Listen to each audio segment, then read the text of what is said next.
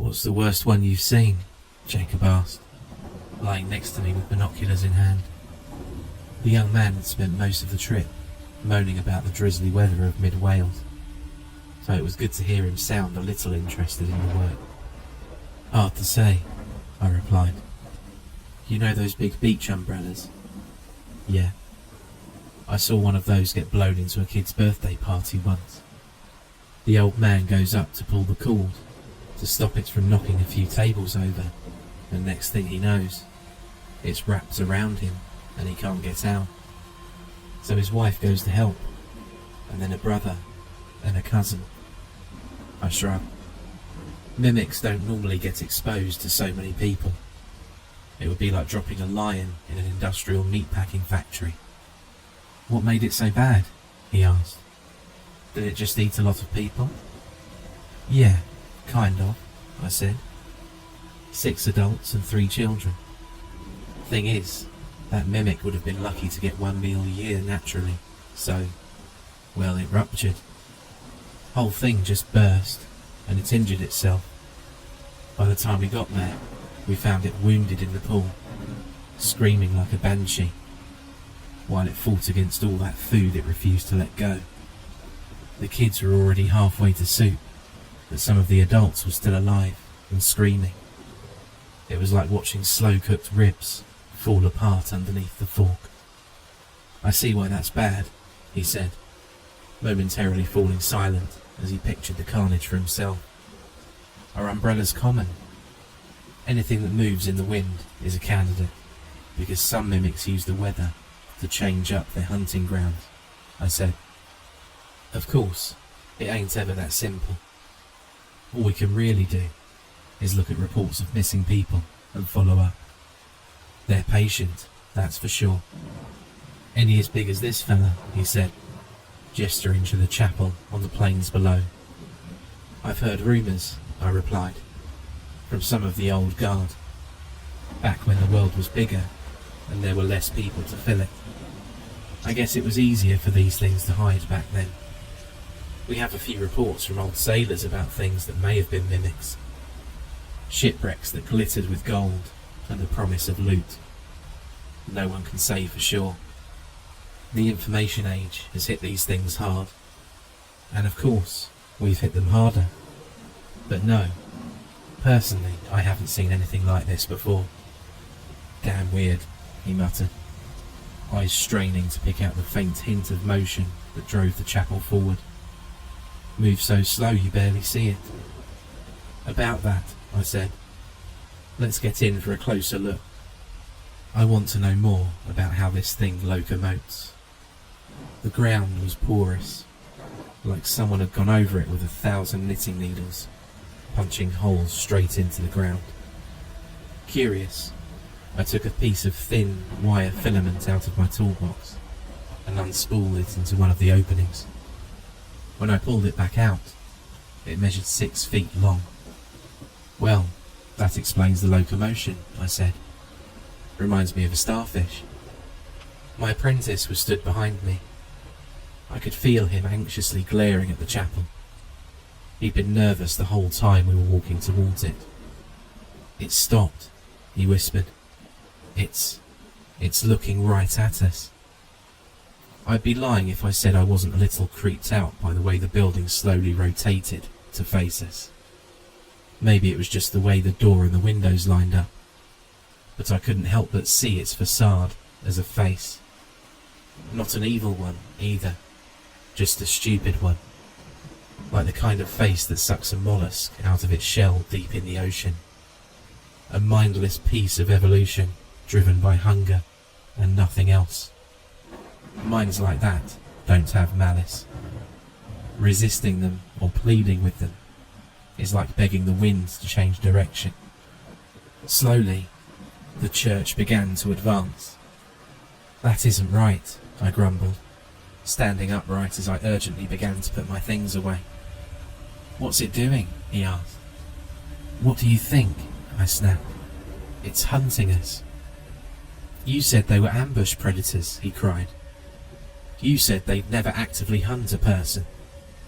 That I'd have to be an idiot to get caught once I knew what it was. "Shut up and get me the duffel bag with a blue tag," I told him. "This isn't the time to argue." The boy walked backwards, refusing to take his eyes off the building. "For God's sake, Jacob," I cried. "It doesn't go over 1/2 mile an hour. Turn around and look properly." You could tell he wasn't happy, but he did as I said. A few moments later, he returned with the bag, and I rifled through it to get hold of what I wanted. A hand grenade. "Will that kill it?" he asked. "Mimics are usually soft on the inside," I said.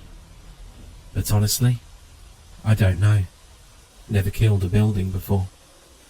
I pulled the pin, let the spoon flick loose, and tossed the grenade straight through the open door of the chapel. 5 seconds. I counted them out. But nothing happened. Nothing changed. I'd expected a muted thump, or perhaps something even worse, something gorier, but there was no noise at all, and I found that fairly unnerving. The only change was that the chapel finally stopped advancing. "Is it hurt?"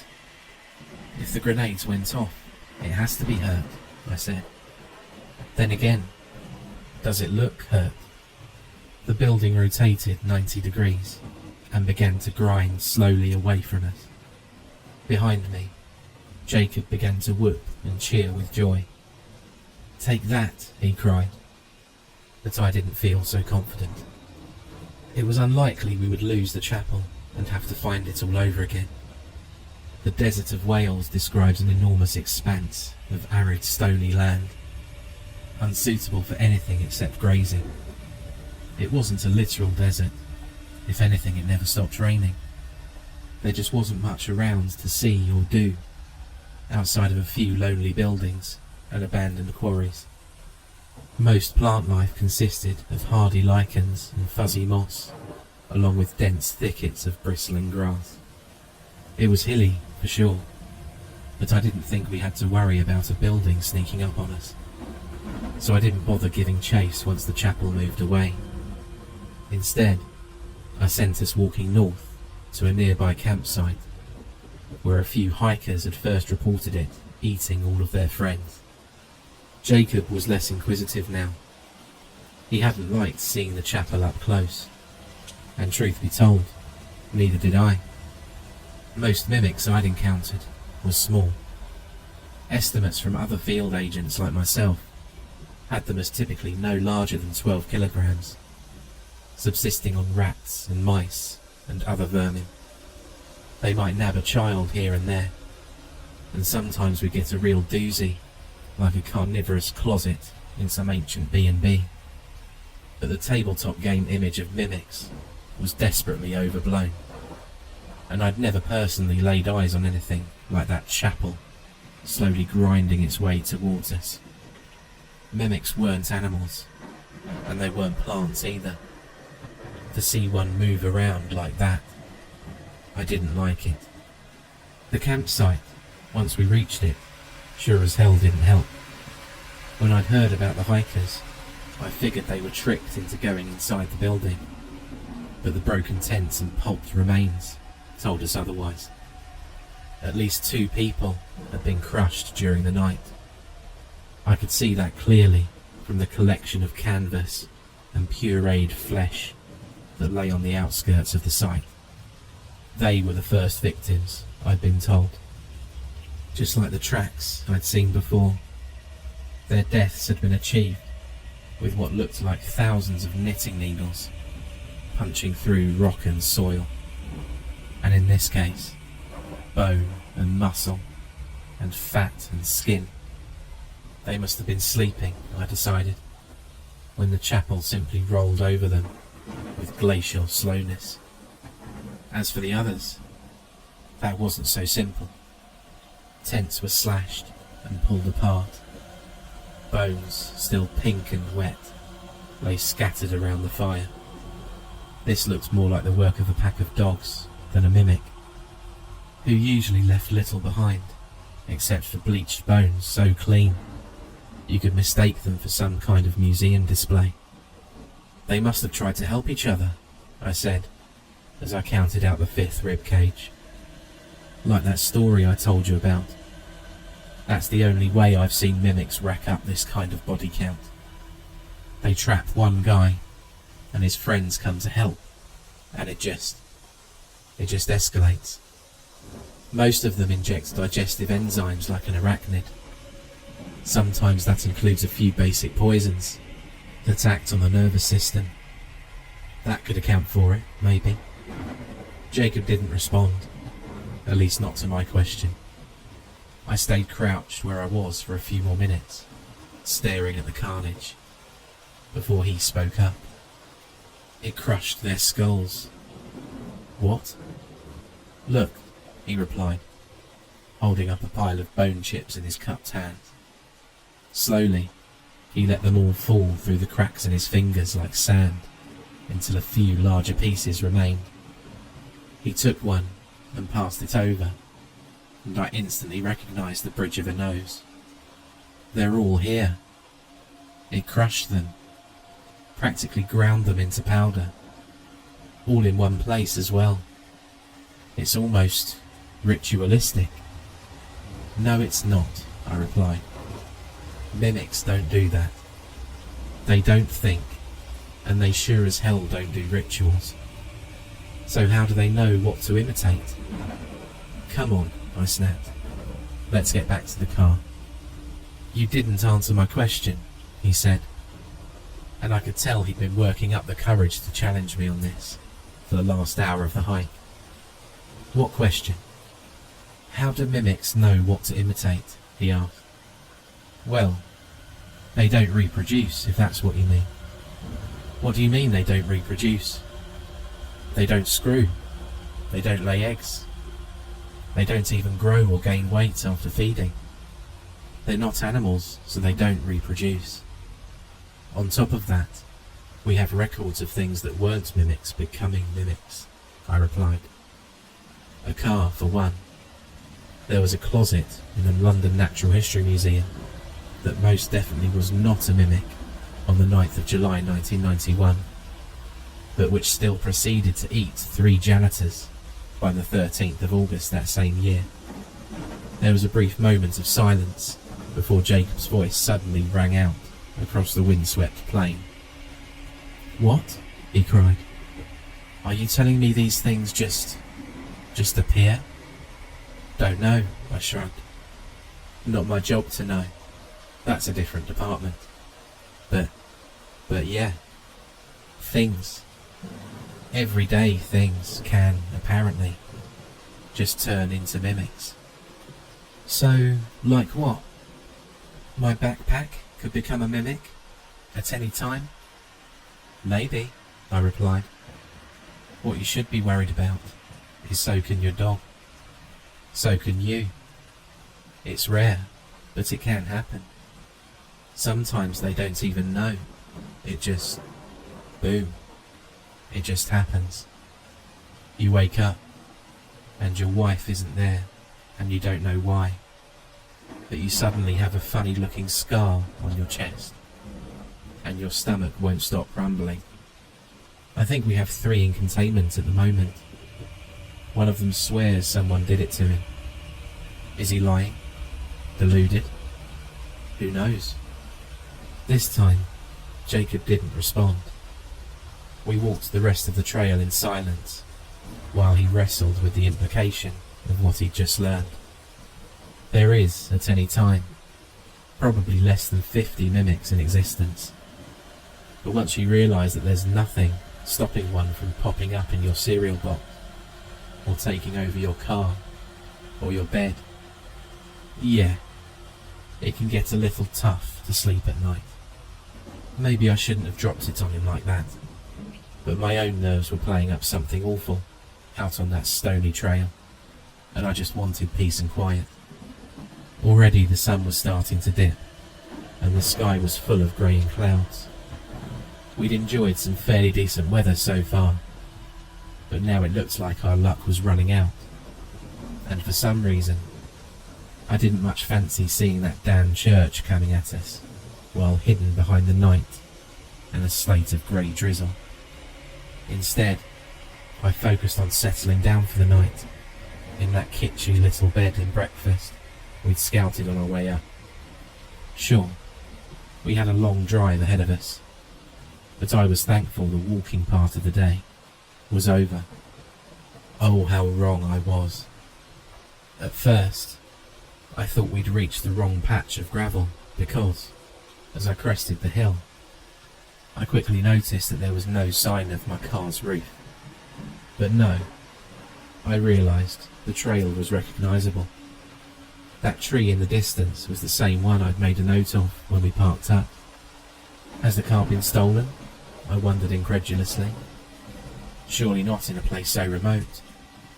As my legs carried me further, and the rest of the lot came into view, I soon realised the answer was somehow even stranger. My car had been crushed flat. Pulverised might be the better word. It looked more like a stain on the ground than a 4-ton pickup truck. A better account would be to say it had been picked apart by 1,000 tiny ice picks until its footprint was nearly as big as an 18-wheeler. It was so bizarre that Jacob looked down at it for a few moments before asking, "Where's the truck?" "That clever thing," I muttered, not quite sure of how to answer. Not that I needed to. Jacob put 2 and 2 together just from looking at it for long enough. No, he said. "You told me that they aren't smart. Ambush predators," he cried. "Damn ambush predators, that's what you told me." "Get it together," I snapped. "Did you think every job was a walk in the damn park?" I hoped the stern treatment would whip some sense into the boy, but it didn't work.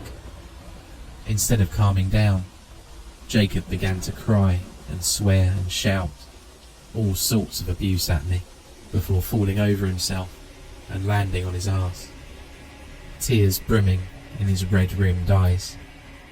For a second there, I wanted to slap him, but that was when I realised he'd stopped all noise and taken to staring right past me. I turned and saw the chapel about 50 feet behind us, and my skin crawled with disgust to see it so close.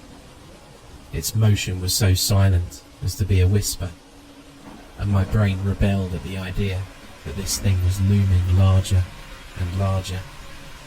But there was no denying the sight, whether it made any sense or not. I grabbed Jacob by the collar and hauled him to his feet, even as he sobbed. Thankfully, he reflexively latched onto the bags I stuffed into his arms while I pulled out a map and took a look for the nearest sign of civilization. It was odd, but even with that chapel going no faster than a yard every few 30 seconds, I could feel it, like an itching on the back of my neck. Something about a ticking clock can make even the simplest tasks difficult, and I had to struggle to keep my concentration as I figured out our position and drew a straight line to a nearby farmhouse. "Come on," I said, tugging at Jacob's arm so he would turn from the chapel and start to follow. "It's Wales, not Siberia. We can make it out of here. Walk the whole way to the nearest town if we have to." Jacob, having finally calmed, cast a glance over his shoulder and shuddered. I already knew what he was thinking, even if he never said it. No one wanted to walk that far with that thing coming up on our tail. Where does it go? The sun was down, and we had no choice but to set up camp in an open field. Part of me wanted to hide, to march to the nearest bit of woodland off in the distance, and find a hole in the ground to stay out of sight. But I knew damn well that was a bad idea. Our best hope was to keep an eye on this thing, and at its current rate of travel and the 2-mile gap would put between us and it, I figured we had about 4 hours before we needed to get going again, and I was going to make sure we could keep our eyes on it for every second of that time, or at least one of us would. We both needed to sleep, Jacob especially. So for now, having settled down by a small fire with very little cover, I told the boy to catch some shut-eye while I watched. "Where does it go?" he repeated, and I tore my eyes away from the horizon to look back at him. "They don't reproduce, they don't grow, but you can't destroy matter, right? So all the stuff they eat, where does it go? Like that umbrella you told me about. What was it going to do with all those people?" "I don't know," I shrugged. "If it hadn't pushed itself and gotten greedy, it would have probably just dissolved its first catch, and at some point later, squeezed out a caustic white substance that weighs a fraction of the original meal. That's all that would have remained. But as for the rest of it, we don't know," I said. "Come on, you have to at least try to get some sleep." "It's so cold," he whined, pulling his coat closer around his chest and neck. "I'd give anything for a tent." I almost told him it hadn't done the hikers much good, but I stopped myself. It would have only freaked him out, and besides, I watched him take my advice and close his eyes.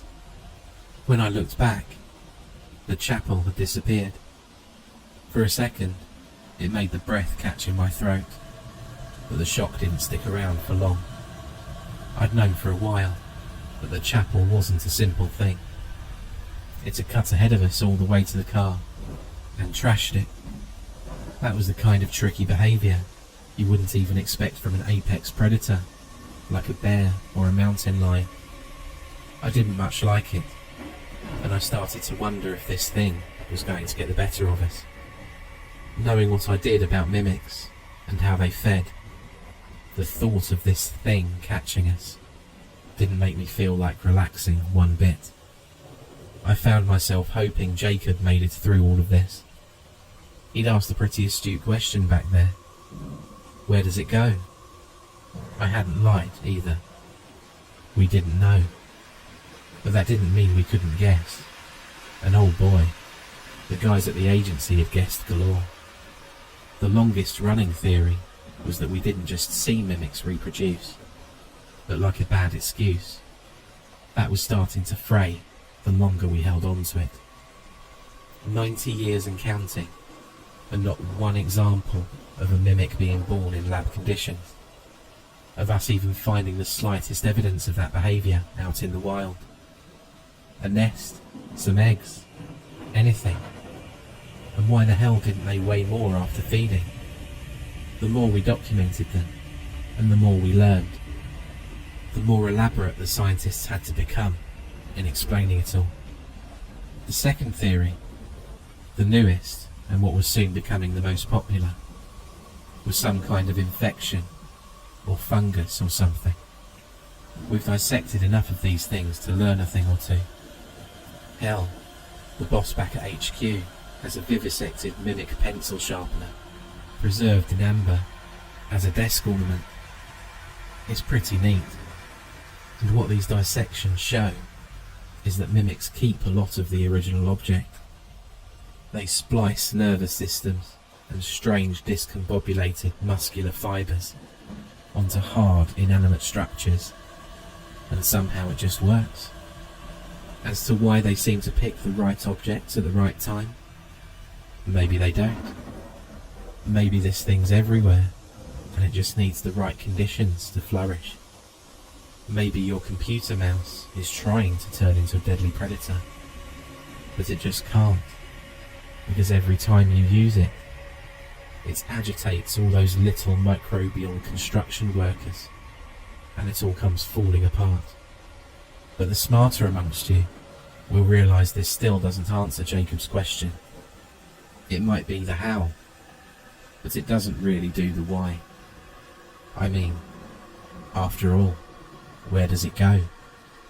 They don't have stomachs. Not really. They're like arachnids.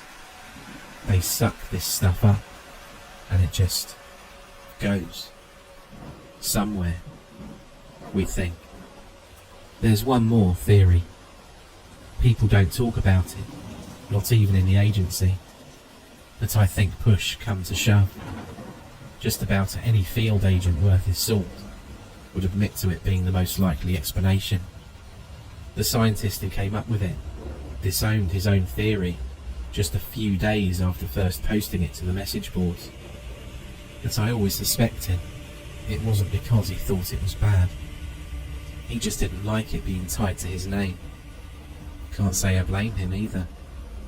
Anyway, he posited that mimics aren't separate organisms at all, that they're a projection of something. The reason why they pick specific objects is because there's an intelligence behind them. Behind all of them, as a matter of fact. They aren't independent organisms. They're more like proboscises, attached to a single source. That's why we can't find where the digested food goes, he says. It's like getting sucked out of the physical world in front of us and redirected somewhere else. The thought of every mimic ever caught being nothing more than a tentacle belonging to some unseen force. It fit a lot of facts, but it sure as hell didn't make that scientist any friends. The implication that this thing is intelligent, that it has some kind of memory and might remember us agents, what we do. We don't talk about it much. No one likes to think these things might be able to hold a grudge. When I awoke, it was to the sound of Jacob screaming, and for a few seconds, I expected to see blood splashed across the floor. It just made sense to me that that kind of gut-wrenching squeal would come with a great big helping of blood and broken bones. Instead, when I opened my eyes and scanned the horizon, I was greeted with an even bigger shock. The chapel was about 30 feet away. I threw myself onto my feet and suppressed the feeling of revulsion that swept over me. Letting that thing get so close.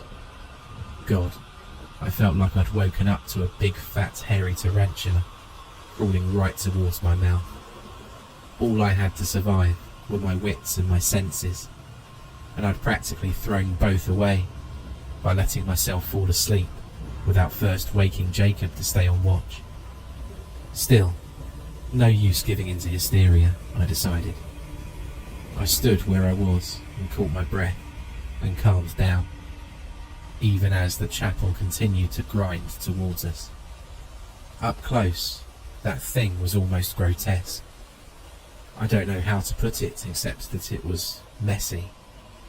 The thatch roof was frayed and peeling, and every whitewashed brick looked somehow misplaced. The building itself was easily 400 years old, and must have predated silly ideas like blueprints and architecture. It was surely cobbled together piecemeal by rural villagers centuries ago, until some other force had animated it. Its many arching windows reminded me of the clustered black eyes of a spider, lacking any sign of symmetry and intelligent thought. It was stupid, but it really did make me think of something pulled out of the ocean trenches, like a venomous little enemy. Even as I looked, up close at last, I could see the slightest hint of pulsating webbing behind the dusty stained glass. Veins, perhaps, used to pump blood around this impossible creature. Behind me, Jacob was hyperventilating, but at least his crying had stopped. Without me telling him, he started to reach down and grab his bags off the floor, which was good. As much of a disaster as this trip was turning out to be, at least he'd bounced back after his first freak-out. "Throw me that bag," I said, pointing to the duffel he held in his hand. He did, and I reached in to take out yet another grenade. This time, the chapel did not stop. I considered throwing the explosive anyway, trying to hurl it straight through one of the windows now the door was shut. But our supplies weren't infinite, and it's not like it made a difference last time. "I don't understand," Jacob cried. "It stopped last time. It was scared. What's changed?" "I don't think it was ever scared," I said. snatching my things up from the floor as the chapel came closer with every second. We might be able to keep ahead of it now, but it's a long hike to the nearest farmhouse. Come on, I added sternly. If we're quick, we'll get there before nightfall. Jacob, I said, nudging him with my elbow and gesturing to the nearby cliff. The stepped rocks made for a surface that was close to vertical, but which could easily be clambered over, one by a person without any gear. What do you think?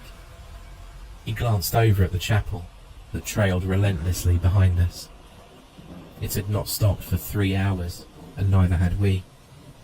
And while we could not be sure of exact measurements, I was certain that slowly, maybe at no more than an inch per hour, the distance was closing. I feel like I need a break, even if just for a few minutes, to clear my head. If it forces that thing to reroute and buy us time to catch our breath, it's worth it, he replied. I agree, I said, stepping off the trail and heading towards the cliff. Both Jacob and the chapel followed. At any other time in my life, and I would have looked at the series of 5-foot climbs as nothing to worry about.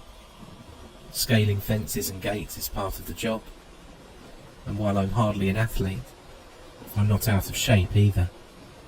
But something about stopping to gauge the distance, and then awkwardly pushing myself up, one elbow at a time. Slowing down felt risky, and coming to a complete stop to climb a vertical distance felt outright crazy. I just had to hope it would all pay off in the end.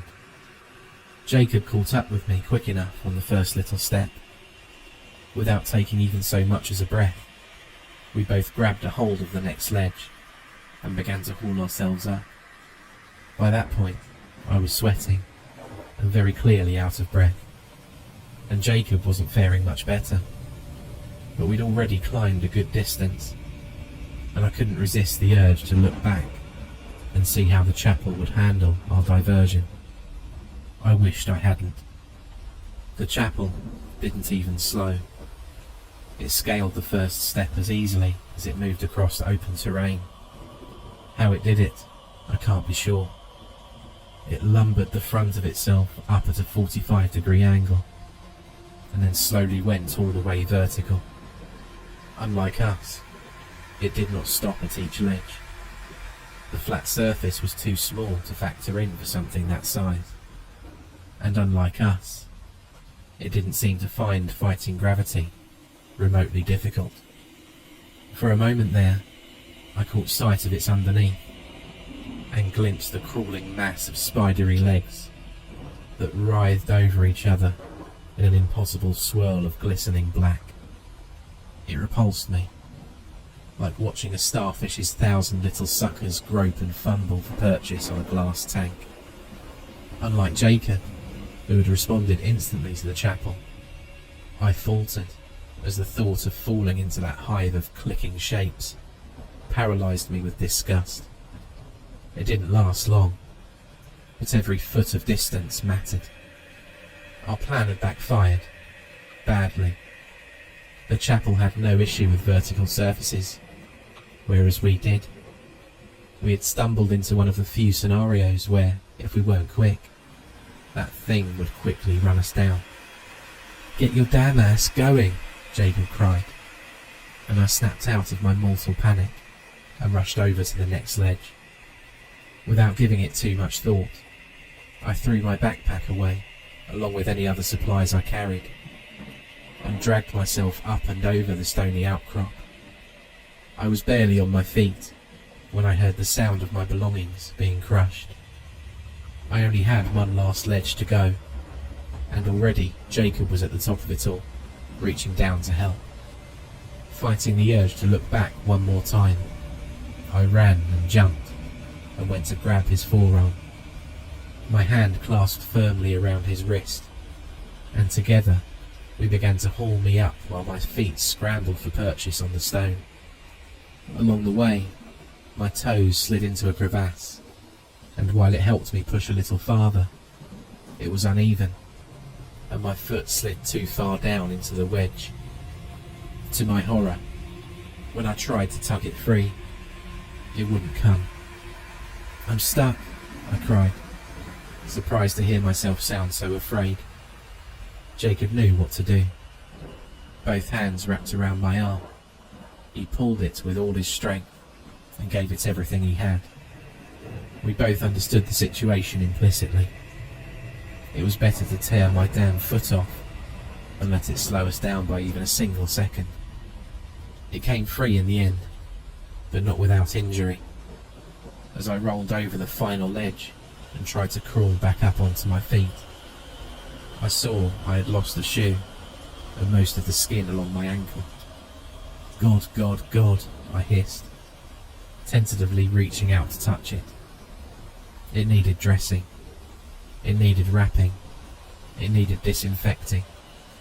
"Do we have ice?" I wondered, before suddenly realising I was in shock and thinking stupid things. Thankfully, Jacob put one arm under my shoulder and was already hobbling me along before the chapel crawled over the final outcrop, righting itself with a thunderous crash. After a few steps, I found my foot could bear a little weight, and so I began to hop away on my own. I had to ignore the terrified expression on Jacob's face when he looked back on me in the chapel from up ahead. He didn't have to say it. I knew it as well as he did. The chapel had closed over half the distance. "I'm getting too old for this," I said as I limped along, breath ragged as I fought to keep pace with Jacob. "You're not even 40, he grumbled. "Yeah, but every screw-up made so far has been made by me," I hissed. "The cliff, falling asleep on watch. You said the others weren't like this."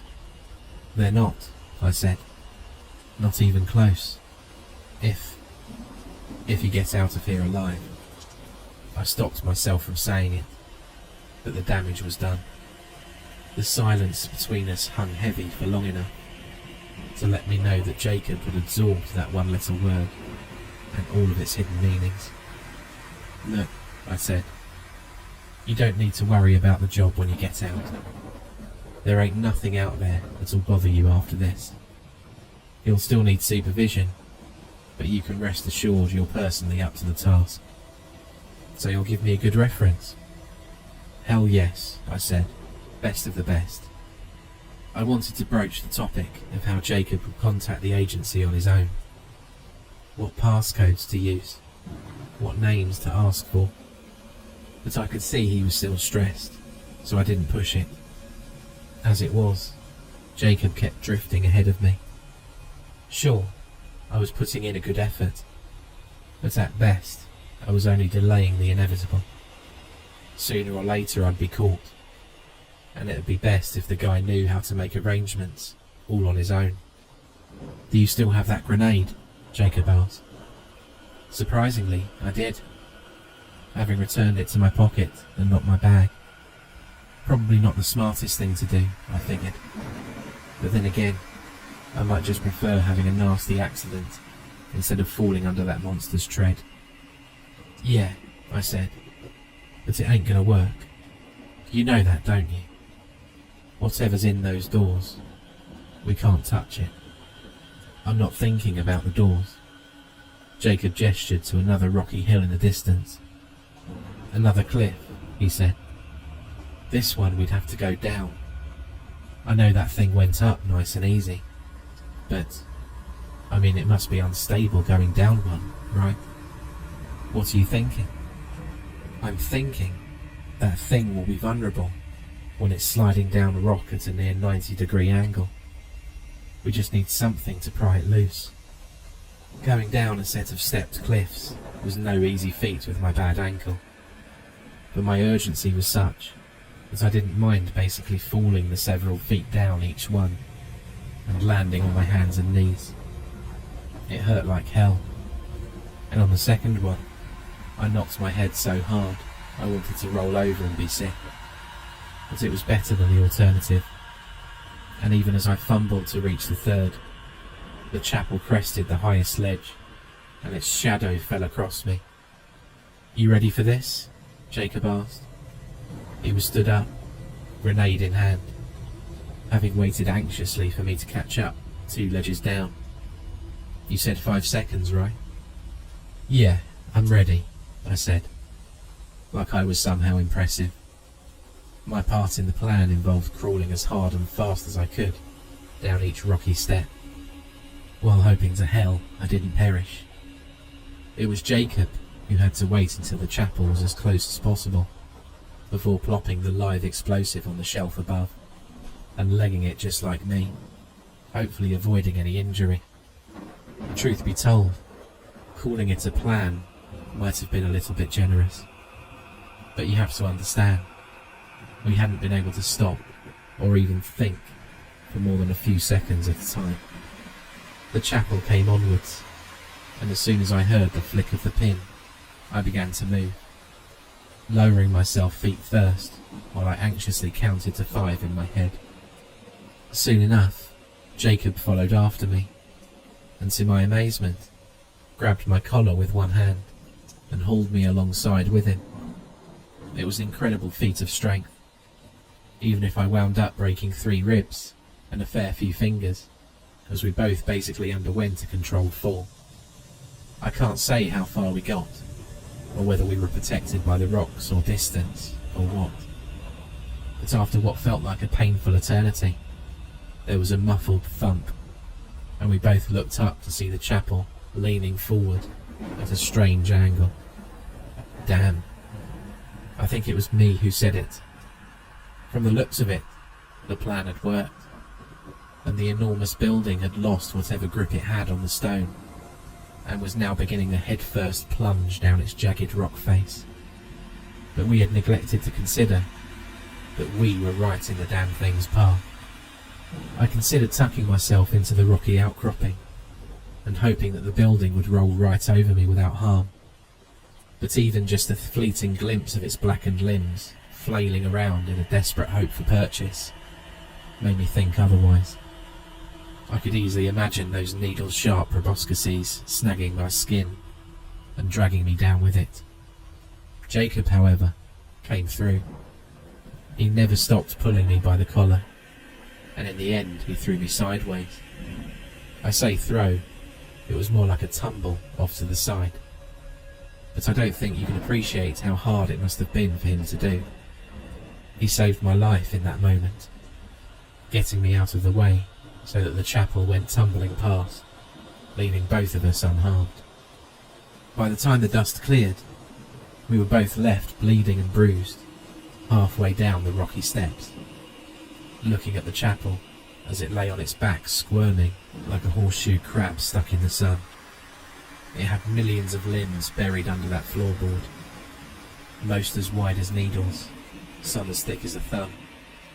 Where they came from, or how they were organised, I couldn't tell. I didn't even like looking at them. They made my skin crawl. Still, I began to laugh as we stared at it trying to rock itself back upright, smashing its roof and walls to bits. If it kept at it, it would soon destroy itself without any help from us. Jacob started to cheer, and this time I decided to join in. We made our way down the cliff, and by the time we reached the bottom, the chapel had stopped rocking, and some of its legs had started to wither. I'd never seen anything like it, but I couldn't stop myself from thinking that the mimic had decided to abandon the chapel entirely. I watched as it slowly withdrew its legs back inside the floorboards and out of sight, and I had the sense we were watching this thing accept its final defeat. "Hell!" Jacob cried, stepping forward as he strained to pick out the strange sounds coming from behind the glass. "I think it's dying." "That, or going back where it came from," I said, soon expecting a flurry of questions. Jacob was definitely curious, and this time I'd have no problem sharing all my thoughts with him. Only the questions never came. When I finally made eye contact with Jacob, he was looking paler than ever, with eyes as wide as marbles.